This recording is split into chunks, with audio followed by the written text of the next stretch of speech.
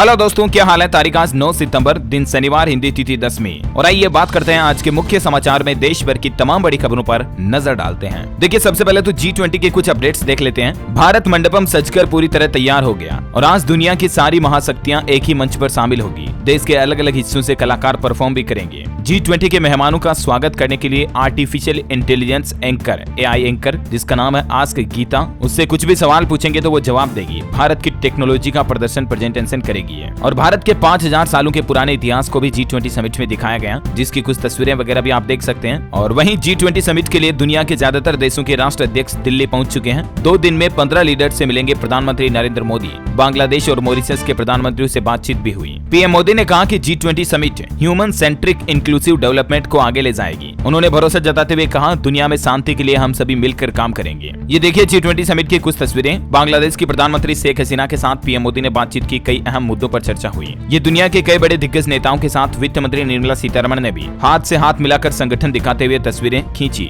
Canada के प्रधानमंत्री Justin Trudeau भी देर रात भारत पहुंचे। ये सऊदी अरब के फाइनेंस मिनिस्टर मोहम्मद अब्दुल्ला अब्दुल अजीज हैं। ये यूरोपियन यूनियन की प्रेसिडेंट उर्सुला वॉन डेर, ये इंटरनेशनल मॉनेटरी फंड यानी IMF की मैनेजिंग डायरेक्टर क्रिस्टलिना है, और ये है ब्रिटेन के प्रधानमंत्री ऋषि सुनक। इन्हें तो आप सभी जानते ही होंगे क्योंकि ये तो भारतीय मूल के हैं। ये तस्वीर है अमेरिका के जॉइंट बेस एंड्रूज की, जहां से अमेरिकी राष्ट्रपति जर्मनी के लिए रवाना हुए हैं और फिर जर्मनी से भारत पहुंच चुके हैं। जापान के प्रधानमंत्री फूमियो, अर्जेंटीना के राष्ट्रपति समेत कई दिग्गज नेताओं का राजधानी दिल्ली में बच्चों ने सांस्कृतिक नृत्य करके उनका स्वागत भी किया। देखिए, ब्रिटेन के प्रधानमंत्री ऋषि सुनक भारत पहुंचते ही, नई दिल्ली पहुंचते ही कहे कि मुझे हिंदू होने पर गर्व है। G20 भारत के लिए एक बड़ी सफलता है। ऋषि ने कहा कि भारत आकर मुझे बेहद खुशी हुई। इतना ही नहीं, उन्होंने FTA रूस यूक्रेन युद्ध पर भी बेबाक राय रखी और बोले कि मैं गौरवान्वित हिंदू हूँ। ऋषि सुनक ने कहा, खालिस्तानियों की हिंसा कट्टरता बर्दाश्त नहीं होगी। भारत से इंटेलिजेंस शेयरिंग जारी रहेगी और G20 हिंदुस्तान के लिए बड़ी कामयाबी है, ये कहना है ब्रिटेन के प्रधानमंत्री ऋषि सुनक का। इतना ही नहीं दोस्तों, उन्होंने जय सिया राम के नारे भी लगाए और ऋषि सुनक अक्षरधाम मंदिर भी जाएंगे घूमने के लिए। यहाँ भगवान स्वामी नारायण के दर्शन करेंगे। और वहीं देखिए बड़ी खबर, G20 समिट का एक बड़ा फैसला। भारत के प्रस्ताव पर दुनिया के सभी प्रमुख देशों ने G20 में अफ्रीकन यूनियन को भी शामिल करने पर सहमति जताई। बड़ी खबर है, G20 से पहले वर्ल्ड बैंक ने बांधे भारत की तारीफों के पुल। कहा 50 साल का काम भारत ने 6 साल में कर दिखाया। वर्ल्ड बैंक की इस तारीफ पर प्रधानमंत्री नरेंद्र मोदी ने कहा कि ये इनोवेशन का रिजल्ट है। G20 के बाद पीएम मोदी ने ट्विटर पर अपनी DP भी बदली, भारत मंडपम की तस्वीर लगाई। और अमेरिका के राष्ट्रपति जो बाइडेन भी दिल्ली पहुंच चुके हैं। शाम को उन्होंने पीएम मोदी से मुलाकात की और ये कुछ तस्वीरें आप देख सकते हैं। US प्रेसिडेंट का खुद प्रधानमंत्री नरेंद्र मोदी ने स्वागत किया। दोनों के बीच बातचीत हुई। पीएम मोदी ने कहा कि कई अहम मुद्दों पर बातें हुई। दोनों देशों के रिश्ते अब और ज्यादा मजबूत होंगे। अमेरिकी राष्ट्रपति और पीएम मोदी की मुलाकात की कुछ तस्वीरें आप देख सकते हैं। और वहीं G20 शिखर सम्मेलन के लिए भारत पहुंची इटली की प्रधानमंत्री जियोर्जिया मेलोनी भी। और देखिए दोस्तों, राजधानी दिल्ली में 3 दिन के लिए मानो लॉकडाउन सा लग गया। इतनी सुरक्षा कड़ी व्यवस्थाएं की गई हैं। ये रूस नहीं बल्कि दिल्ली है। सुरक्षा व्यवस्थाएं देखकर आप भी चौंक जाएंगे। ड्रोन हमले से निपटने के लिए भी DRDO ने सिस्टम तैनात किया, जिसकी तस्वीर आप देख सकते हैं। और ये देखिए जरा दिल्ली की कुछ तस्वीरें, आपको लगेगा मानो लॉकडाउन लग गया दिल्ली में। सड़कों पर पसरा सन्नाटा,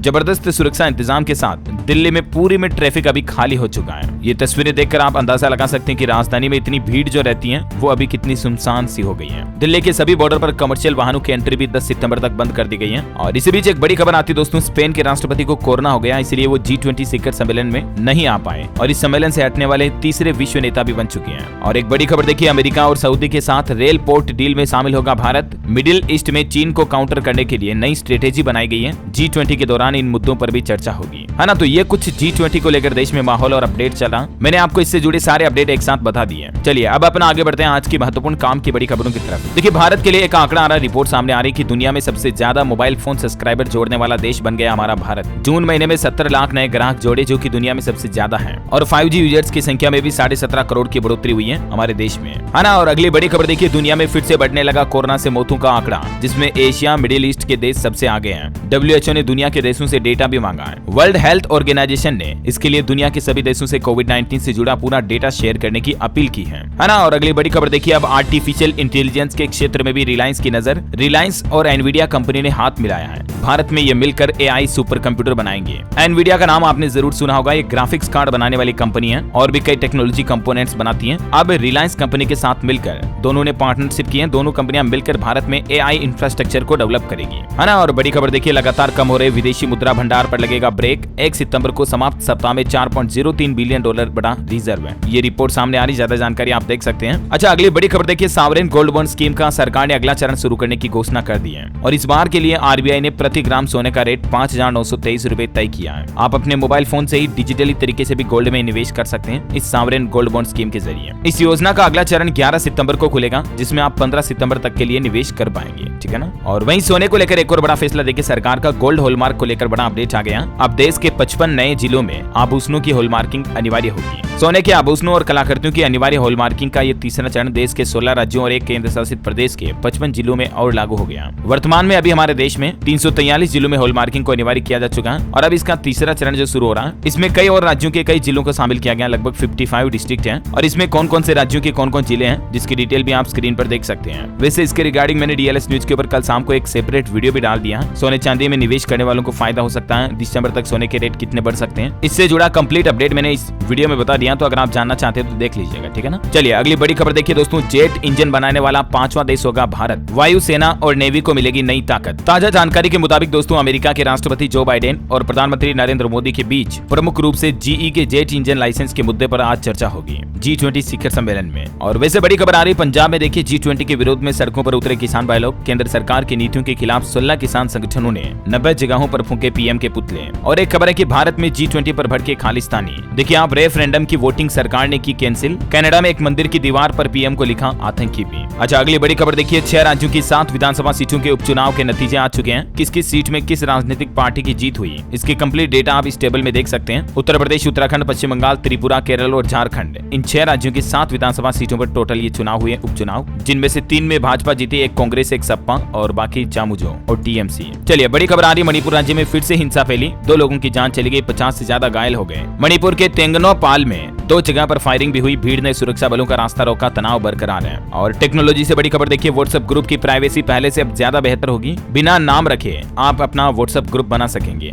व्हाट्सएप कम्युनिटी के लिए कंपनी ये नया फीचर पेश करने वाली है, जिससे एटलीस्ट यूजर की प्राइवेसी ज्यादा सिक्योर होगी, है ना। और दोस्तों अभी तो अपन कुछ और महत्वपूर्ण और काम की खबरें देखेंगे, लेकिन इससे पहले आज के मौसम समाचार पर नजर डाल लेते हैं। और एक छोटी सी रिक्वेस्ट आपसे ये भी कि अगर आपने डीएलएस न्यूज चैनल को अभी तक भी सब्सक्राइब नहीं कर रखा है तो सब्सक्राइब करके बेल आइकन दबा देना और इस वीडियो पर छोटा सा एक लाइक भी कर देना दिल से, अगर आपका इच्छा है, मन है तो। चलिए फिलहाल मौसम की तरफ आगे बढ़ते हैं। देखिए आप, मध्य प्रदेश, गुजरात समेत कई राज्यों में भारी बारिश की संभावना है। महाराष्ट्र के 8 जिलों में येलो अलर्ट है। हिमाचल प्रदेश में लैंडस्लाइड से नेशनल हाईवे भी बंद हो गया। देखिए कुछ राज्यों के हालात। मध्य प्रदेश मानसून अपडेट, भोपाल, इंदौर समेत 24 जिलों में बारिश की चेतावनी। आकाशीय बिजली गिरने से 3 लोगों की जान भी चली गई मध्य प्रदेश में। बिहार में पटना समेत 5 जिलों में झमाझम बारिश हो रही है। 34 जिलों में बारिश बिजली का अलर्ट है। हरियाणा के 9 जिलों में बारिश का येलो अलर्ट, 40 किलोमीटर की रफ्तार से हवाएं चलेगी। सितंबर में अब तक 57% कम बरसे बादल। उत्तर प्रदेश में देखिए, झांसी में देर शाम जोरदार बारिश हुई। अयोध्या में बिजली गिरने से 2 लड़कों की जान चली गई। और यूपी के 24 जिलों में अभी भारी बारिश का अलर्ट है। पंजाब के भी कई शहरों में 5 दिनों तक मौसम सूखा रहेगा, हालांकि इसके बाद हल्की बारिश हो सकती है, ये कहना है मौसम विभाग का। और हिमाचल में देखिए दोस्तों, किन्नौर जिला देश दुनिया से ही कट गया। रामपुर किन्नौर नेशनल हाईवे के 200 मीटर हिस्से पर पूरा पहाड़ गिर गया। कई दिनों तक खुलने की उम्मीद नहीं है। हिमाचल में इस मानसून सीजन में अब तक 2560 घर रह गए, 265 की जान चली गई। और अभी भी मौसम विभाग ने 14 तारीख तक मौसम खराब रहने का पूर्वानुमान जारी किया है। और इसी बीच स्काईमेट वेदर की रिपोर्ट के मुताबिक अगले 24 घंटों के दौरान मौसम की संभावित गतिविधियां क्या रहने वाली हैं, तो आप इस इंडिया के मैप में देख सकते हैं कहां-कहां मध्यम और कहां-कहां भारी बारिश होने की संभावना है ना। और चलिए सराफा बाजार पर नजर डालते हैं। देखिए सोने की कीमत में तेजी आई। आज का लेटेस्ट रेट क्या चल रहा है? सोने की कीमत में 150 रुपए की बढ़ोतरी के बाद 24 कैरेट 10 ग्राम सोने का रेट 60,150 रुपए प्रति 10 ग्राम चल रहा है। और वहीं चांदी के रेट की बात करें तो चांदी का भाव स्थिर रहा, 74,100 रुपए प्रति किलोग्राम चांदी का रेट चल रहा है ना। और चलिए मौसम के बाद देश से जुड़ी कुछ और महत्वपूर्ण बड़ी खबरें देखते हैं, लेकिन इससे पहले एक श्रद्धांजलि।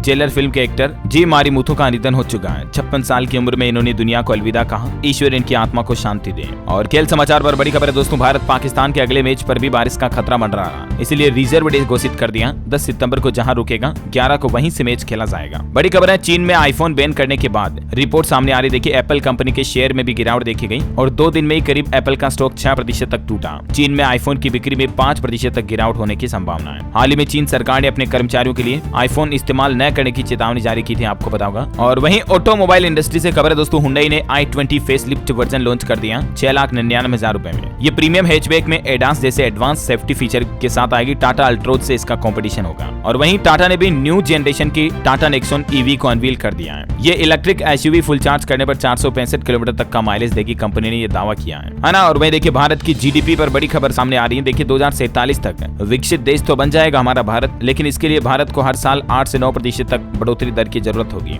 डेलोई की तरफ से ये अनुमान लगाया गया, जो कि एक रेटिंग एजेंसी है ना। और वही देखिए दोस्तों, स्टॉक मार्केट निवेशकों के लिए एक नया नियम ये भी है, एनएसई यानी कि नेशनल स्टॉक एक्सचेंज पर अब WTI क्रूड और नेचुरल गैस का ऑप्शंस भी शुरू होगा। सेबी की तरफ से भी इसको मंजूरी मिल चुकी है। और वैसे स्टॉक मार्केट से ये कंपनी बाहर होने वाली है। निवेशकों में हाहाकार समझ गया। 6 महीनों में इस कंपनी के स्टॉक ने 42% तक का रिटर्न दिया, लेकिन ये कंपनी अब स्टॉक मार्केट से डीलिस्ट होगी। और वो कंपनी है श्रेयस शिपिंग एंड लॉजिस्टिक्स। इसको स्टॉक मार्केट से डीलिस्टिंग के लिए एनएसई और बीएसई से भी मंजूरी मिल गई है। डीलिस्टिंग के दौरान 338 रुपए प्रति शेयर की कीमत पर कंपनी अपने निवेशकों को वापस पैसे लौटा देगी, है ना। और वही देखिए बड़ी खबर, ग्लोबल चाय निर्यात में भारत की हिस्सेदारी 42% से घटकर सिर्फ 12% पर आई। सरकार ने कहा क्वालिटी में सुधार पर फोकस करें। वाणिज्य मंत्रालय की तरफ से चाय के बागानों को निरीक्षण करते हुए यह आदेश जारी किया गया। और वहीं देखिए बड़ी खबर, अपकमिंग आईपीओ को लेकर निवेशकों के लिए अपडेट है। 13 सितंबर को खुलेगा आरआर केबल का आईपीओ। इसका प्राइस बैंड 983 से 1035 रुपए प्रति शेयर तय किया गया, काफी कॉस्टली है। और वहीं देखिए बड़ी खबर, बैंकों में एडिशनल कैश रिजर्व का नियम वापस लेगा आरबीआई। 2000 के नोटों को सर्कुलेशन से हटाने के बाद ये नियम लागू किया था, लेकिन अब रिजर्व बैंक ऑफ इंडिया की तरफ से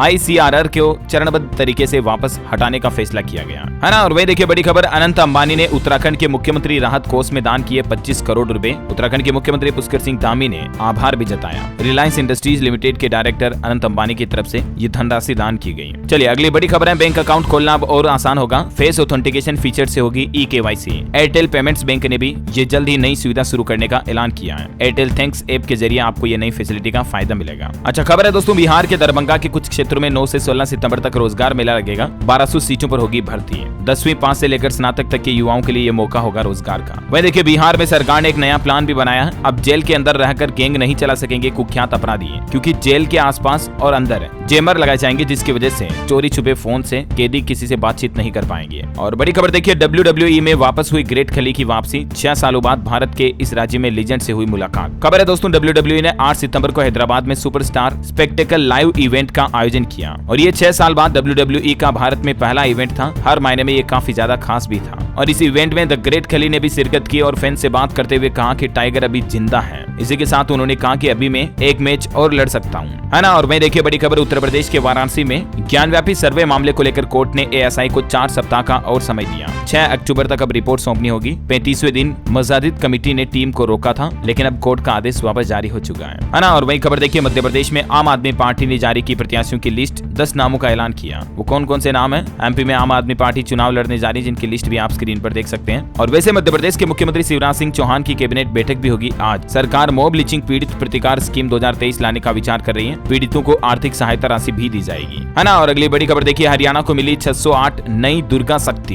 पीएचडी, बीटेक, एमटेक, एमबीए तक की शिक्षा शामिल। पासिंग आउट परेड में ये 608 दुर्गा शक्ति सिपाहियों की तस्वीरें आप देख सकते हैं स्क्रीन पर। हिसार की निशा बनी टॉपर। डीजीपी ने ली परेड की सलामी भी। और हरियाणा के सीएमओ की भी जिम्मेदारी अब बढ़ गई है। फीडबैक आउटरीच को कोऑर्डिनेटर बनाए, फील्ड में जाकर योजनाओं की जानकारी लेंगे। हरियाणा के मुख्यमंत्री मनोहर लाल खट्टर सरकार की तरफ से आदेश जारी करते हुए अधिकारियों की जिम्मेदारी बढ़ा दी गई है। उन्हें फीडबैक व आउटरीच कोऑर्डिनेटर बनाया गया है, जिसके चलते अब वो ऑफिस में बैठकर नहीं बल्कि फील्ड में जाकर सरकारी योजनाओं का फीडबैक लेंगे, जांच पड़ताल करेंगे कि क्या वाकई में योजनाओं का फायदा लोगों को मिल रहा है या नहीं, है ना। और बड़ी खबर देखिए, हरियाणा में डायल 112 पर होगा रजिस्ट्रेशन। डीजीपी फरीदाबाद पहुंचे, बोले घटना की जानकारी देते समय नाम नंबर भी नहीं बताना होगा, तुरंत एक्शन करेगी पुलिस। और बड़ी खबर देखिए, बिहार के गया में बनेगा देश का सबसे बड़ा धर्मशाला। नए लुक के साथ 1080 बेड का होगा गया जी धर्मशाला। 120 करोड़ रुपए की लागत आएगी इसका शिलान्यास भी हो चुका और जल्द ही निर्माण कार्य शुरू हो जाएगा, है ना। और बड़ी खबर है, उत्तर प्रदेश में देखिए 1 नवंबर से 42 धान क्रय केंद्रों पर खरीदारी शुरू हो जाएगी। किसान भाई लोगों के हित में योगी सरकार की तरफ से यह बड़ा फैसला लिया गया। 438 किसानों ने अब तक पंजीकरण भी करा लिया। 48 घंटे के अंदर किसानों के खातों में